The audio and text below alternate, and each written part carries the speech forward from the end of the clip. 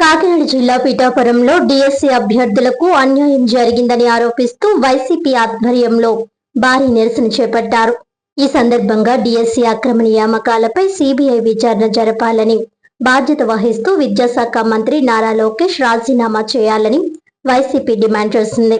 Pithapuram YCP incharge Vanga Gita Vishwanath ఆధ్వర్యంలో ముందుగా bike ర్యాలీకి నిర్ణయించినప్పటికీ పోలీసుల ఆంక్షలు విధించడంతో పార్టీ నాయకులు, కార్యకర్తలు డిఎస్సి అభ్యర్థులతో కలిసి పాదయాత్రగా నిరసన ర్యాలీ నిర్వహించారు. మహారాజా కోటలోని వైసీపీ కార్యాలయం నుంచి ప్రారంభమైన ర్యాలీ కోటగుమ్మం బంగారమ్మ రావి చెట్టు సెంటర్ మీదుగా అంబేద్కర్ సెంటర్ కు చేరుకుంది. అక్కడ అంబేద్కర్ విగ్రహం ఎదుట బైఠాయించి ధర్నా నిర్వహించారు. ఈ సందర్భంగా వంగా గీత మాట్లాడుతూ ఆంక్షలు విధించి ప్రజా పోరాటాలను అడ్డుకోలేరని అన్నారు. డిఎస్సి అక్రమాలపై సిబిఐ విచారణ జరపాలని, ఫీజు రియంబర్స్మెంట్, నిరుద్యోగ భృతి బకాయిలను వెంటనే విడుదల చేయాలని డిమాండ్ చేశారు.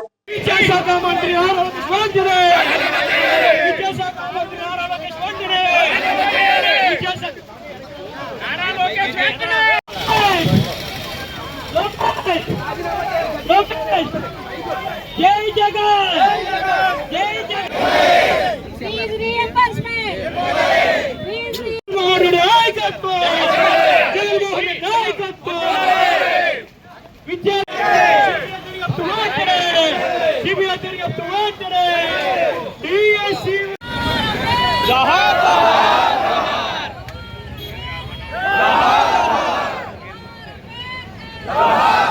ఆంధ్రప్రదేశ్ రాష్ట్రంలో కూటమి ప్రభుత్వ హయాంలో డిఎస్సి 2025 పూర్తి అవకతవకలతో మరి కొంతమంది విద్యార్థుల జీవితాల్ని చీకటి చేసే విధంగా చీకటి జీవోలు ఇచ్చి స్పోర్ట్స్ కోటా కింద స్పోర్ట్స్ కోర్సులో కనీస ఉత్తీర్ణత సాధించకపోయినా సరే పోస్టులు ఇచ్చినట్టుగా డిఎస్సి అభ్యర్థులు ఆరోపణలు చేయడం జరుగుతూ ఉంది.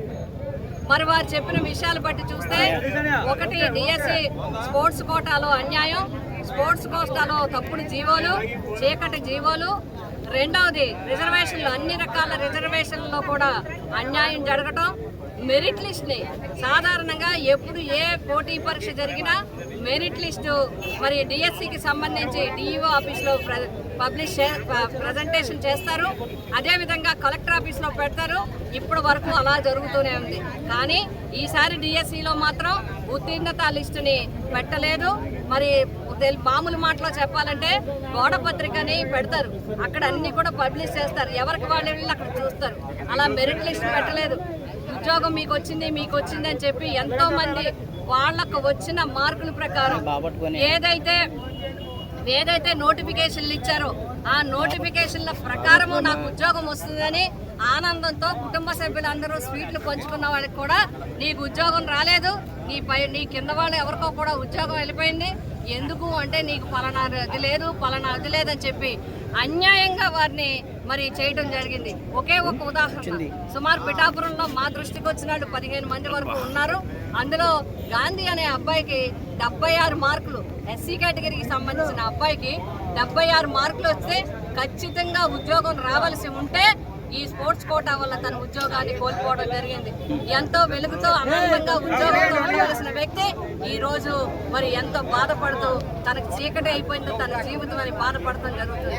అందుకనే రాష్ట్ర వ్యాప్తంగా కూడా ఈ ప్రభుత్వం స్పందించడం లేదు, ఈ ప్రభుత్వం పట్టించుకోవటం లేదు. అందుకోసమే వైఎస్ఆర్సీపీ జగన్మోహన్ రెడ్డి గారి నాయకత్వంలో మరి కార్యక్రమాలు తీసుకోవడం జరిగింది. నిన్నటి వరకు రిలే నిరాహారం, ఈ రోజు బైక్ ర్యాలీ చేయాలని చెప్పి మనం పెట్టుకున్నాం. 175 నియోజకవర్గాల్లో కూడా పోలీసుల ద్వారా ఏ బైక్ ర్యాలీలు జరగకుండా మరి నిలుపుదల చేయడం జరిగింది.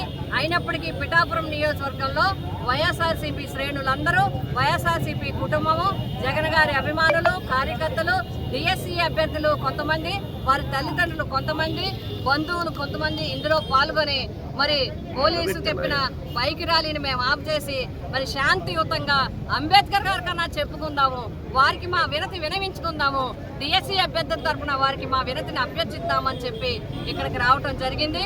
ఈరోజు ఏదైతే పోలీసుల ద్వారా నిరసనని అడ్డుకోవాలని చూసారో, తీవ్రంగా అడ్డుకుంటున్నారో వాటిని మేము తీవ్రంగా ఖండిస్తున్నాం. అయినప్పటికీ కూడా పిఠాపురం నియోజకవర్గంలో ఈ కార్యక్రమాన్ని నిర్వహించాం. మా డిమాండ్ ఒక్కటే, వైఎస్ఆర్సీపీ పార్టీ తరఫున తక్షణ ఈ ఆరోపణలు ఎదుర్కొంటున్న ఆంధ్రప్రదేశ్ రాష్ట్ర విద్యాశాఖ మంత్రి గారు రాజీనామా చేయాలి. 2, ఈ విషయాలన్నింటి మీద తక్షణం సిబిఐ ఎంక్వైరీ వేయాలి.